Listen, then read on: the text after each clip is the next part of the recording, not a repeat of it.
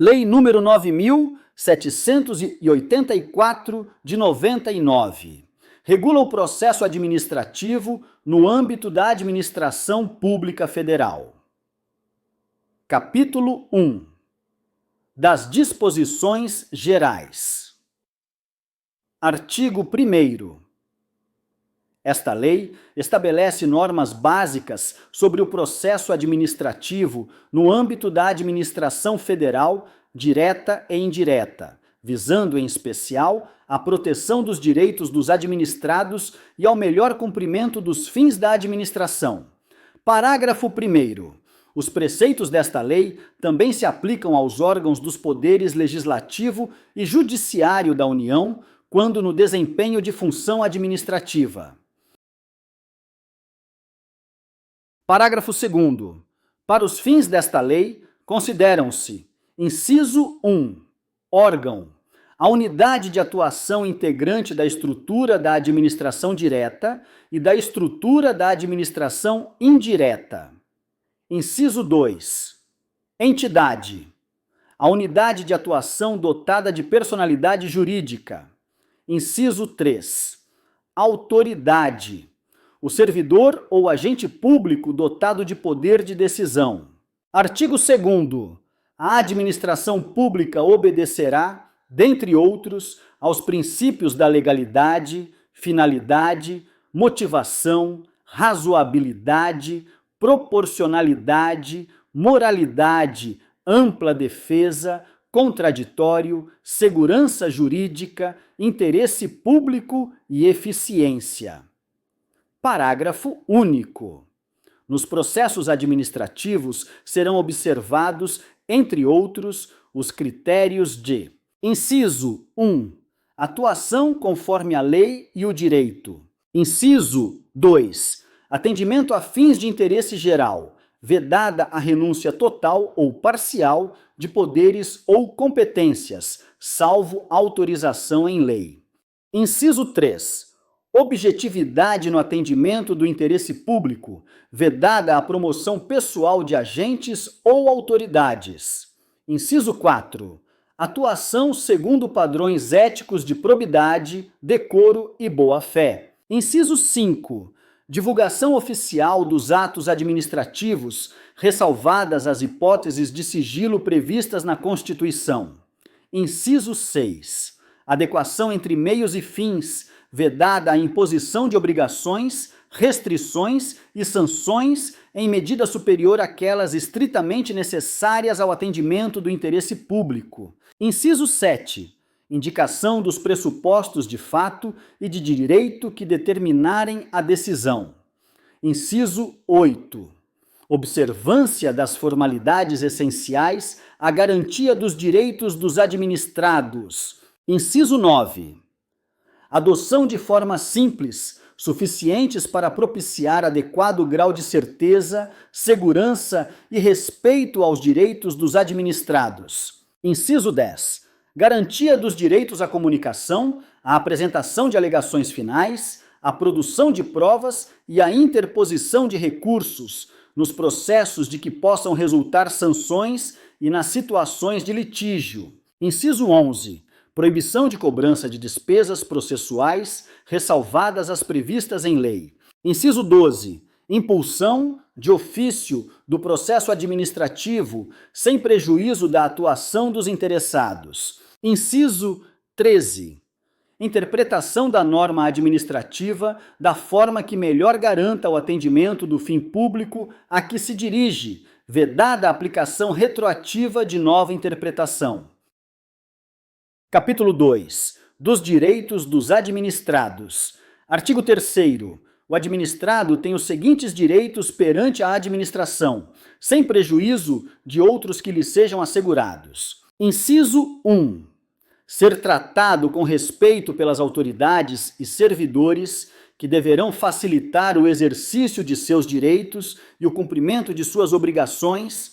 Inciso 2.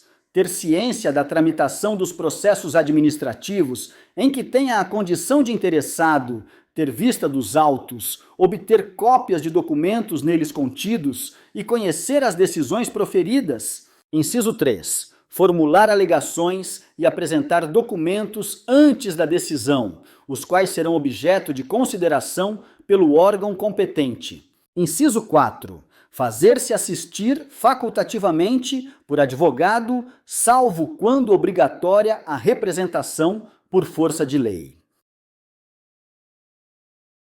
Capítulo 3. Dos deveres do administrado. Artigo 4º. São deveres do administrado perante a administração, sem prejuízo de outros previstos em ato normativo. Inciso 1. Expor os fatos conforme a verdade. Inciso 2. Proceder com lealdade, urbanidade e boa-fé. Inciso 3. Não agir de modo temerário. Inciso 4. Prestar as informações que lhe forem solicitadas e colaborar para o esclarecimento dos fatos. Capítulo 4. Do início do processo. Artigo 5º. O processo administrativo pode iniciar-se de ofício ou a pedido de interessado. Artigo 6º. O requerimento inicial do interessado, salvo casos em que for admitida solicitação oral, deve ser formulado por escrito e conter os seguintes dados. Inciso 1. Órgão ou autoridade administrativa a que se dirige. Inciso 2. Identificação do interessado ou de quem o represente. Inciso 3. Domicílio do requerente ou local para recebimento de comunicações. Inciso 4. Formulação do pedido com exposição dos fatos e de seus fundamentos. Inciso 5. Data e assinatura do requerente ou de seu representante. Parágrafo único. É vedada à administração a recusa imotivada de recebimento de documentos, devendo o servidor orientar o interessado quanto ao suprimento de eventuais falhas. Artigo 7º. Os órgãos e entidades administrativas deverão elaborar modelos ou formulários padronizados para assuntos que importem pretensões equivalentes. Artigo 8º. Quando os pedidos de uma pluralidade de interessados tiverem conteúdo e fundamentos idênticos, poderão ser formulados em um único requerimento, salvo preceito legal em contrário. Capítulo 5. Dos interessados. Artigo 9º. São legitimados como interessados no processo administrativo. Inciso 1. Pessoas físicas ou jurídicas que o iniciem como titulares de direitos ou interesses individuais ou no exercício do direito de representação. Inciso 2. Aqueles que, sem terem iniciado o processo, têm direitos ou interesses que possam ser afetados pela decisão a ser adotada. Inciso 3. As organizações e associações representativas, no tocante a direitos e interesses coletivos. Inciso 4. As pessoas ou as associações legalmente constituídas quanto a direitos ou interesses difusos. Artigo 10. São capazes, para fins de processo administrativo, os maiores de 18 anos, ressalvada a previsão especial em ato normativo próprio. Capítulo 6. Da competência. Artigo 11. A competência é irrenunciável e se exerce pelos órgãos administrativos a que foi atribuída como própria, salvo os casos de delegação e avocação legalmente admitidos. Artigo 12. Um órgão administrativo e seu titular poderão, se não houver impedimento legal, delegar parte da sua competência a outros órgãos ou titulares, ainda que estes não lhe sejam hierarquicamente subordinados, quando for conveniente, em razão de circunstâncias de índole técnica, social, econômica, jurídica ou territorial. Parágrafo único. O disposto no caput deste artigo aplica-se à delegação de competência dos órgãos colegiados aos respectivos presidentes. Artigo 13. Não podem ser objeto de delegação. Inciso 1. A edição de atos de caráter normativo. Inciso 2. A decisão de recursos administrativos. Inciso 3. As matérias de competência exclusiva do órgão ou autoridade.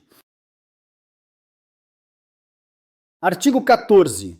O ato de delegação e sua revogação deverão ser publicados no meio oficial. Parágrafo 1º. O ato de delegação especificará as matérias e poderes transferidos, os limites da atuação do delegado, a duração e os objetivos da delegação e o recurso cabível, podendo conter ressalva de exercício da atribuição delegada. Parágrafo 2º.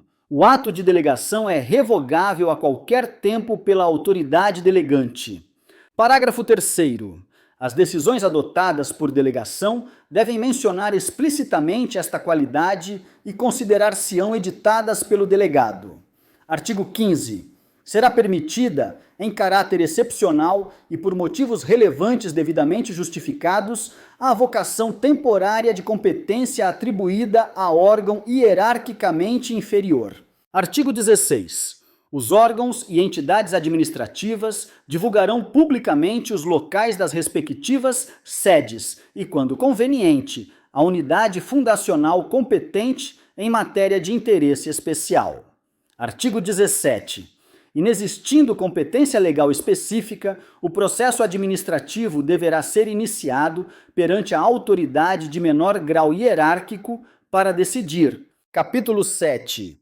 Dos impedimentos e da suspeição. Artigo 18. É impedido de atuar em processo administrativo o servidor ou autoridade que, inciso 1, tenha interesse direto ou indireto na matéria. Inciso 2, tenha participado ou venha a participar como perito, testemunha ou representante, ou se tais situações ocorrem quanto ao cônjuge, companheiro ou parente e afins até o 3º grau. Inciso 3. Esteja litigando judicial ou administrativamente com o interessado ou respectivo cônjuge ou companheiro.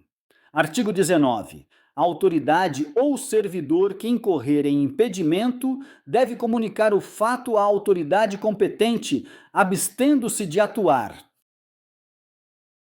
Parágrafo único. A omissão do dever de comunicar o impedimento constitui falta grave para efeitos disciplinares. Artigo 20. Pode ser arguida a suspeição de autoridade ou servidor que tenha amizade íntima ou inimizade notória com algum dos interessados ou com os respectivos cônjuges, companheiros, parentes e afins até o 3º grau. Artigo 21. O indeferimento de alegação de suspeição poderá ser objeto de recurso sem efeito suspensivo. Capítulo 8. Da forma, tempo e lugar dos atos do processo. Artigo 22. Os atos do processo administrativo não dependem de forma determinada, senão quando a lei expressamente a exigir. Parágrafo 1º. Os atos do processo devem ser produzidos por escrito, em vernáculo, com a data e o local de sua realização e a assinatura da autoridade responsável. Parágrafo 2º.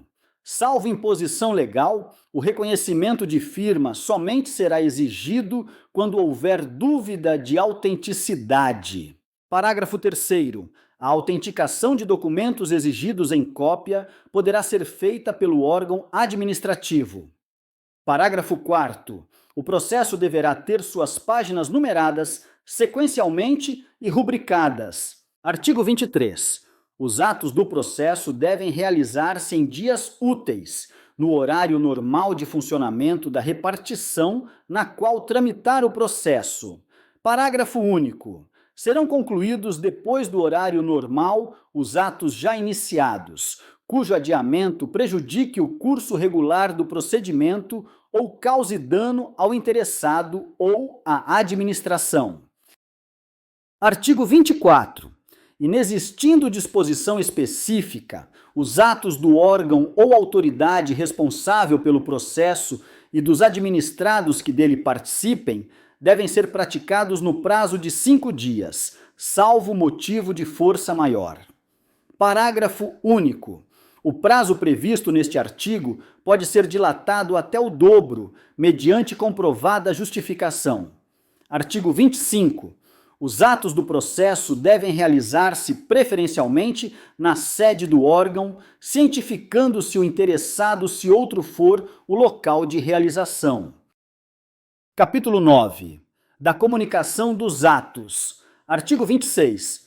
O órgão competente perante o qual tramita o processo administrativo determinará a intimação do interessado para a ciência de decisão ou a efetivação de diligências. Parágrafo 1º. A intimação deverá conter, inciso 1, identificação do intimado em nome do órgão ou entidade administrativa. Inciso 2, finalidade da intimação. Inciso 3, data, hora e local em que deve comparecer. Inciso 4, se o intimado deve comparecer pessoalmente ou fazer-se representar. Inciso 5, informação da continuidade do processo independentemente do seu comparecimento.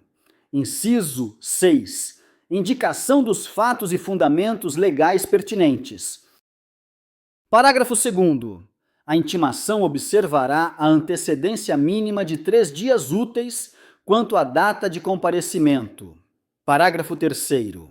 A intimação pode ser efetuada por ciência no processo, por via postal com aviso de recebimento, por telegrama ou outro meio que assegure a certeza da ciência do interessado. Parágrafo 4º. No caso de interessados indeterminados, desconhecidos ou com domicílio indefinido, a intimação deve ser efetuada por meio de publicação oficial. Parágrafo 5º. As intimações serão nulas quando feitas sem observância das prescrições legais, mas o comparecimento do administrado supre sua falta ou irregularidade. Artigo 27. O desatendimento da intimação não importa o reconhecimento da verdade dos fatos, nem a renúncia a direito pelo administrado. Parágrafo único. No prosseguimento do processo, será garantido o direito de ampla defesa ao interessado. Artigo 28. Devem ser objeto de intimação os atos do processo que resultem para o interessado em imposição de deveres, ônus, sanções ou restrição ao exercício de direitos e atividades e os atos de outra natureza de seu interesse. Capítulo 10. Da instrução. Artigo 29. As atividades de instrução destinadas a averiguar e comprovar os dados necessários à tomada de decisão realizam-se de ofício ou mediante impulsão do órgão responsável pelo processo, sem prejuízo do direito dos interessados de propor atuações probatórias. Parágrafo 1º. O órgão competente para a instrução fará constar dos autos os dados necessários à decisão do processo. Parágrafo 2º. Os atos de instrução que exijam a atuação dos interessados devem realizar-se do modo menos oneroso para estes. Artigo 30. São inadmissíveis no processo administrativo as provas obtidas por meios ilícitos. Artigo 31. Quando a matéria do processo envolver assunto de interesse geral, o órgão competente poderá, mediante despacho motivado, abrir período de consulta pública para a manifestação de terceiros, antes da decisão do pedido, se não houver prejuízo para a parte interessada. Parágrafo 1º. A abertura da consulta pública será objeto de divulgação pelos meios oficiais, a fim de que pessoas físicas ou jurídicas possam examinar os autos, fixando-se prazo para oferecimento de alegações escritas. Parágrafo 2º. O comparecimento à consulta pública não confere, por si, a condição de interessado do processo, mas confere o direito de obter da administração resposta fundamentada, que poderá ser comum a todas as alegações substancialmente iguais. Artigo 32. Antes da tomada de decisão, a juízo da autoridade, diante da relevância da questão, poderá ser realizada audiência pública para debates sobre a matéria do processo. Artigo 33. Os órgãos e entidades administrativas, em matéria relevante, poderão estabelecer outros meios de participação de administrados, diretamente ou por meio de organizações e associações legalmente reconhecidas. Artigo 34. Os resultados da consulta e audiência pública e de outros meios de participação de administrados deverão ser apresentados com a indicação do procedimento adotado. Artigo 35. Quando necessária a instrução do processo, a audiência de outros órgãos ou entidades administrativas poderá ser realizada em reunião conjunta, com a participação de titulares ou representantes dos órgãos competentes, lavrando-se a respectiva ata a ser juntada aos autos. Artigo 36. Cabe ao interessado a prova dos fatos que tenha alegado, sem prejuízo do dever atribuído ao órgão competente para a instrução e do disposto no artigo 37 desta lei. Artigo 37. Quando o interessado declarar que fatos e dados estão registrados em documentos existentes na própria administração responsável pelo processo ou em outro órgão administrativo, o órgão competente para a instrução proverá, de ofício, a obtenção dos documentos ou das respectivas cópias. Artigo 38. O interessado poderá, na fase instrutória e antes da tomada da decisão, juntar documentos e pareceres, requerer diligências e perícias, bem como aduzir alegações referentes à matéria objeto do processo. Parágrafo 1º. Os elementos probatórios deverão ser considerados na motivação do relatório e da decisão. Parágrafo 2º. Somente poderão ser recusadas, mediante decisão fundamentada, as provas propostas pelos interessados quando sejam ilícitas, impertinentes, desnecessárias ou protelatórias. Artigo 39. Quando for necessária a prestação de informações ou a apresentação de provas pelos interessados ou terceiros, serão expedidas intimações para esse fim, mencionando-se data, prazo, forma e condições de atendimento. Parágrafo único. Não sendo atendida a intimação, poderá o órgão competente, sem entender relevante a matéria, suprir de ofício a omissão, não se eximindo de proferir a decisão. Artigo 40. Quando dados, atuações ou documentos solicitados ao interessado forem necessários à apreciação de pedido formulado, o não atendimento no prazo fixado pela administração para a respectiva apresentação implicará arquivamento do processo. Artigo 41. Os interessados serão intimados de prova ou diligência ordenada, com antecedência mínima de 3 dias úteis, mencionando-se data, hora e local de realização. Artigo 42. Quando deva ser obrigatoriamente ouvido um órgão consultivo, o parecer deverá ser emitido no prazo máximo de 15 dias, salvo norma especial ou comprovada necessidade de maior prazo. Parágrafo 1º. Se um parecer obrigatório e vinculante deixar de ser emitido no prazo fixado, o processo não terá seguimento até a respectiva apresentação, responsabilizando-se quem der causa ao atraso. Parágrafo 2º. Se um parecer obrigatório e não vinculante deixar de ser emitido no prazo fixado, o processo poderá ter prosseguimento e ser decidido com sua dispensa, sem prejuízo da responsabilidade de quem se omitiu no atendimento. Artigo 46. Os interessados têm direito à vista do processo e a obter certidões ou cópias reprográficas dos dados e documentos que o integram, ressalvados os dados e documentos de terceiros protegidos por sigilo ou pelo direito à privacidade, à honra e à imagem. Artigo 47. O órgão de instrução que não for competente para emitir a decisão final elaborará relatório indicando o pedido inicial, o conteúdo das fases do procedimento e formulará proposta de decisão, objetivamente justificada, encaminhando o processo à autoridade competente. Capítulo 11. Do dever de decidir. Artigo 48. A administração tem o dever de explicitamente emitir decisão nos processos administrativos e sobre solicitações ou reclamações, em matéria de sua competência. Artigo 49. Concluída a instrução de processo administrativo, a administração tem o prazo de até 30 dias para decidir, salvo prorrogação por igual período expressamente motivada. Capítulo 11. A. Da decisão coordenada. Artigo 49.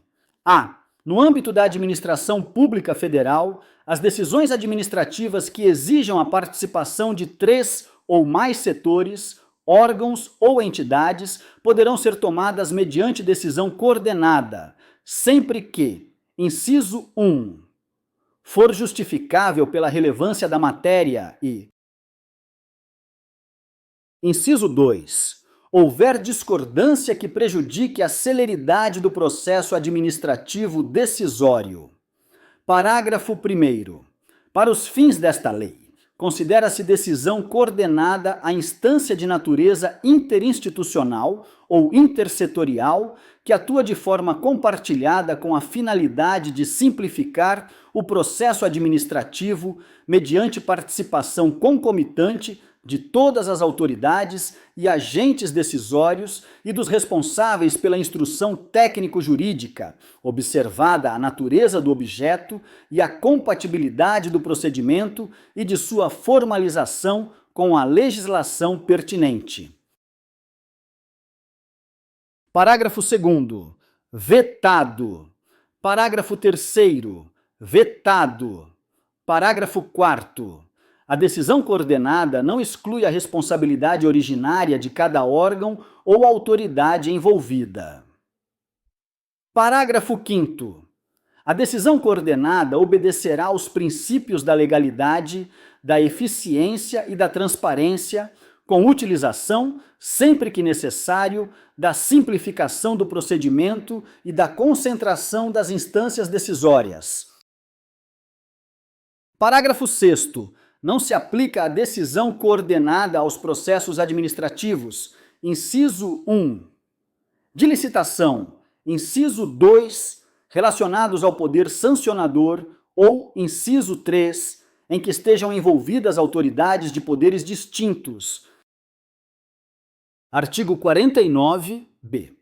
Poderão habilitar-se a participar da decisão coordenada, na qualidade de ouvintes, os interessados de que trata o artigo 9º desta lei. Parágrafo único. A participação na reunião, que poderá incluir direito à voz, será deferida por decisão irrecorrível da autoridade responsável pela convocação da decisão coordenada. Artigo 49d. Os participantes da decisão coordenada deverão ser intimados na forma do artigo 26 desta lei. Artigo 49, que cada órgão ou entidade participante é responsável pela elaboração de documento específico sobre o tema atinente à respectiva competência, a fim de subsidiar os trabalhos e integrar o processo da decisão coordenada.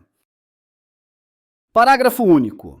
O documento previsto no caput deste artigo abordará a questão objeto da decisão coordenada e eventuais precedentes. Artigo 49-F. Eventual dissenso na solução do objeto da decisão coordenada deverá ser manifestado durante as reuniões, de forma fundamentada, acompanhado das propostas de solução e de alteração necessárias para a resolução da questão.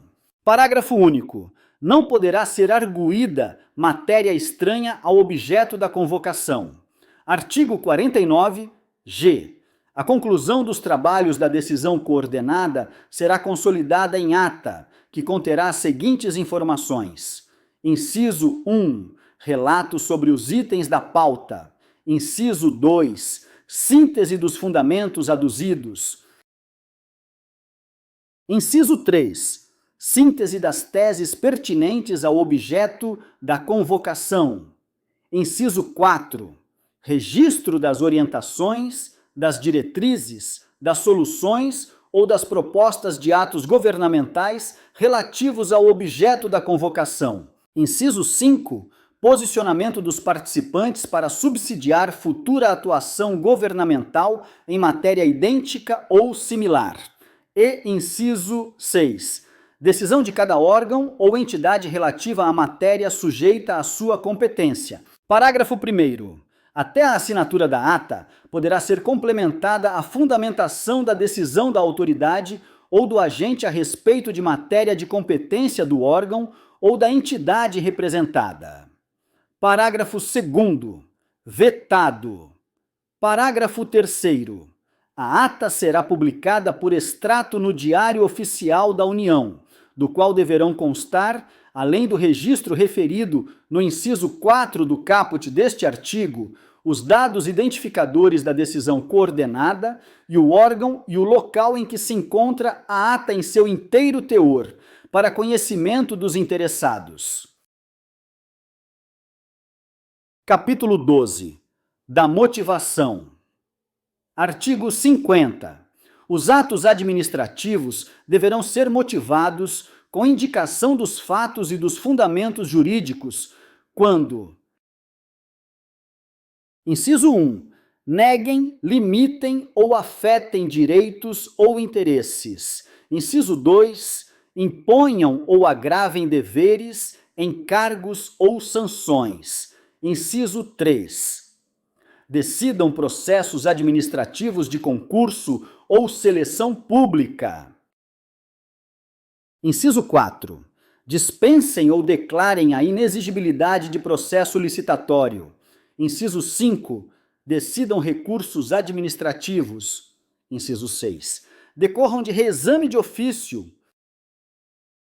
Inciso 7. Deixem de aplicar jurisprudência afirmada sobre a questão ou discrepem de pareceres, laudos, propostas e relatórios oficiais. Inciso 8. Importem anulação, revogação, suspensão ou convalidação de ato administrativo. Parágrafo 1º. A motivação deve ser explícita, clara e congruente, podendo consistir em declaração de concordância com fundamentos de anteriores pareceres, informações, decisões ou propostas, que neste caso serão parte integrante do ato. Parágrafo 2º. Na solução de vários assuntos da mesma natureza, pode ser utilizado meio mecânico que reproduza os fundamentos das decisões, desde que não prejudique direito ou garantia dos interessados. Parágrafo 3º. A motivação das decisões de órgãos colegiados e comissões ou de decisões orais constará da respectiva ata ou de termo escrito. Capítulo 13. Da desistência e outros casos de extinção do processo. Artigo 51. O interessado poderá, mediante manifestação escrita, desistir total ou parcialmente do pedido formulado ou, ainda, renunciar a direitos disponíveis. Parágrafo 1º. Havendo vários interessados, a desistência ou renúncia atinge somente quem a tenha formulado. Parágrafo 2º. A desistência ou renúncia do interessado, conforme o caso, não prejudica o prosseguimento do processo, se a administração considerar que o interesse público assim o exige. Artigo 52. O órgão competente poderá declarar extinto o processo quando exaurida sua finalidade ou o objeto da decisão se tornar impossível, inútil ou prejudicado por fato superveniente. Capítulo 14. Da anulação, revogação e convalidação. Artigo 53. A administração deve anular seus próprios atos, quando eivados de vício de legalidade, e pode revogá-los por motivo de conveniência ou oportunidade, respeitados os direitos adquiridos. Artigo 54. O direito da administração de anular os atos administrativos de que decorram efeitos favoráveis para os destinatários decai em 5 anos, contados da data em que foram praticados, salvo comprovada má-fé. Parágrafo 1º. No caso de efeitos patrimoniais contínuos, o prazo de decadência contar-se-á da percepção do primeiro pagamento. Parágrafo 2º. Considera-se exercício do direito de anular qualquer medida de autoridade administrativa que importe impugnação à validade do ato. Artigo 55. Em decisão na qual se evidencie não acarretarem lesão ao interesse público nem prejuízo a terceiros, os atos que apresentarem defeitos sanáveis poderão ser convalidados pela própria administração. Capítulo 15. Do recurso administrativo e da revisão. Artigo 56. Das decisões administrativas, cabe recurso em face de razões de legalidade e de mérito. Parágrafo 1º. O recurso será dirigido à autoridade que proferiu a decisão, a qual, se não a reconsiderar no prazo de 5 dias, o encaminhará à autoridade superior. Parágrafo 2º. Salvo exigência legal, a interposição de recurso administrativo independe de caução. Parágrafo 3º. Se o recorrente alegar que a decisão administrativa contraria enunciado da súmula vinculante, caberá à autoridade prolatora da decisão impugnada, se não a reconsiderar, explicitar, antes de encaminhar o recurso à autoridade superior, as razões da aplicabilidade ou inaplicabilidade da súmula, conforme o caso. Artigo 57. O recurso administrativo tramitará no máximo por 3 instâncias administrativas, salvo disposição legal diversa. Artigo 58. Tem legitimidade para interpor recurso administrativo. Inciso 1. Os titulares de direitos de interesses que forem parte no processo. Inciso 2. Aqueles cujos direitos ou interesses forem indiretamente afetados pela decisão recorrida. Inciso 3. As organizações e associações representativas, no tocante a direitos e interesses coletivos. Inciso 4. Os cidadãos ou associações, quanto a direitos ou interesses difusos. Artigo 59. Salvo disposição legal específica, é de 10 dias o prazo para a interposição de recurso administrativo, contado a partir da ciência ou divulgação oficial da decisão recorrida. Parágrafo 1º. Quando a lei não fixar prazo diferente, o recurso administrativo deverá ser decidido no prazo máximo de 30 dias, a partir do recebimento dos autos pelo órgão competente. Parágrafo 2º. O prazo mencionado no parágrafo anterior poderá ser prorrogado por igual período, ante justificativa explícita. Artigo 60. O recurso interpõe-se por meio de requerimento no qual o recorrente deverá expor os fundamentos do pedido de reexame, podendo juntar os documentos que julgar convenientes. Artigo 61. Salvo disposição legal em contrário, o recurso não tem efeito suspensivo. Parágrafo único. Havendo justo receio de prejuízo, de difícil ou incerta reparação decorrente da execução, a autoridade recorrida ou a imediatamente superior poderá, de ofício ou a pedido, dar efeito suspensivo ao recurso. Artigo 62. Interposto o recurso, o órgão competente para dele conhecer deverá intimar os demais interessados para que no prazo de 5 dias úteis apresentem alegações. Artigo 63. O recurso não será conhecido quando interposto. Inciso 1. Fora do prazo. Inciso 2. Perante órgão incompetente. Inciso 3. Por quem não seja legitimado. Inciso 4. Após exaurida a esfera administrativa. Parágrafo 1º. Na hipótese do inciso 2, será indicada ao recorrente a autoridade competente, sendo-lhe devolvido o prazo para recurso.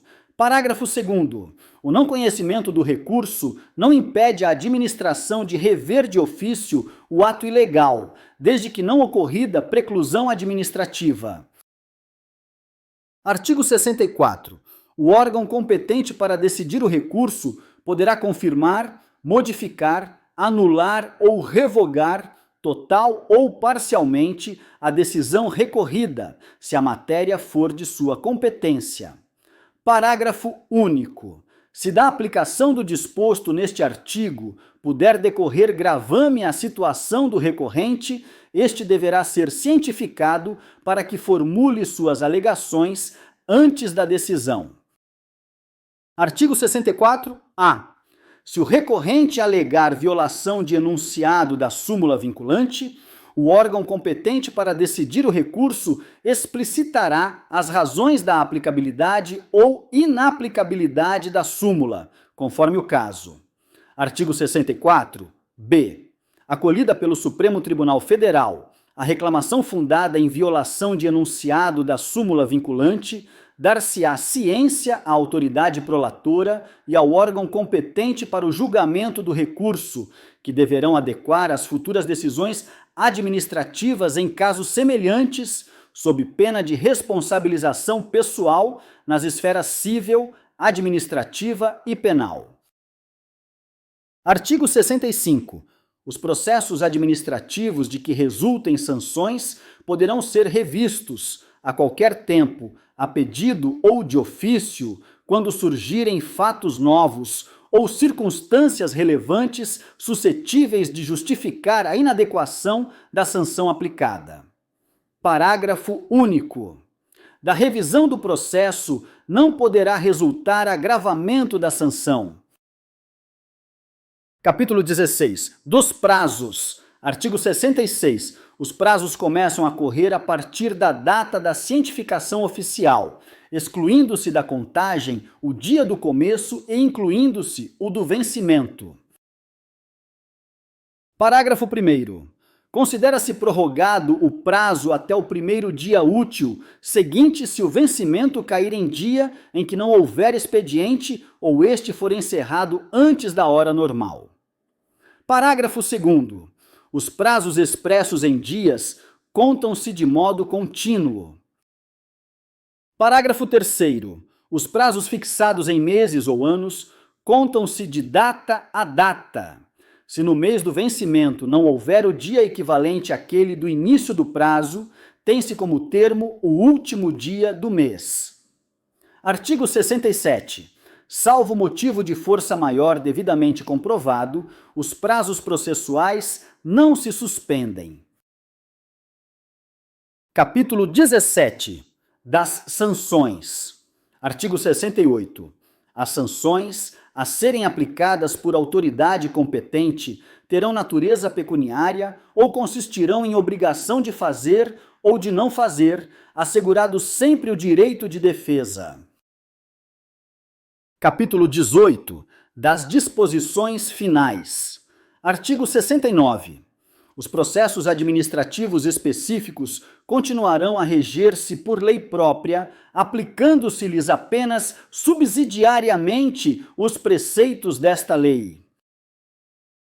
Artigo 69-A. Terão prioridade na tramitação, em qualquer órgão ou instância, os procedimentos administrativos em que figure como parte ou interessado. Inciso 1. Pessoa com idade igual ou superior a 60 anos. Inciso 2. Pessoa portadora de deficiência física ou mental. Inciso 3. Vetado. Inciso 4.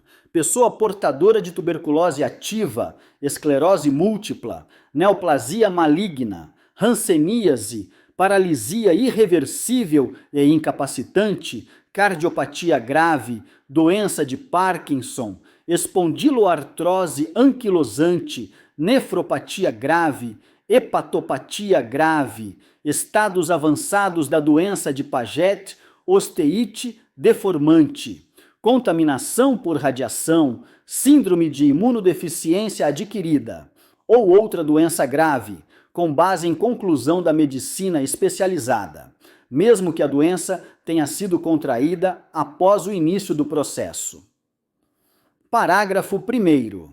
A pessoa interessada na obtenção do benefício, juntando prova de sua condição, deverá requerê-lo a autoridade administrativa competente que determinará as providências a serem cumpridas. Parágrafo 2º. Deferida a prioridade, os autos receberão identificação própria que evidencie o regime de tramitação prioritária.